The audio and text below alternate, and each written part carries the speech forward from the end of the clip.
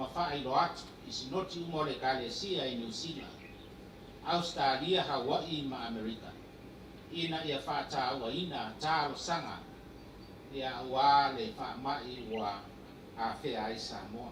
Ai e whapena fo ina au ina ai se taulama. Se ase me a au iai tangata me tutisi.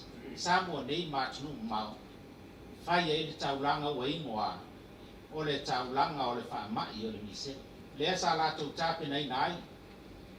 Le au whai ngā luenga. O mātua se iau o I whanau. Lea se a whainga I mwhai o na au ina I lea aso whapitoa mo lea taulanga. O lea whapena na whaamau o ina matu mai. E lango e whai no sao le Kalesia me tisi. E a wāl whaamau le tātou atunua e maise ro tātou malo. I le tai au nei, wa iei lea o whainga. O lea mulmuli ane o na tau au ina I lea whionga le presidente.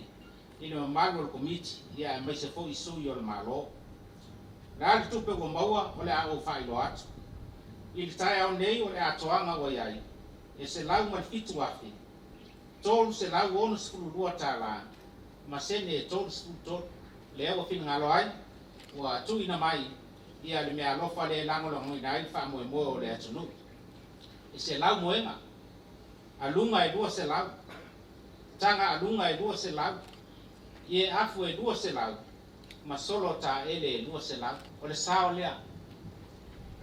E wha abai mai le ola wha le nganga ma le ola wha tuatua.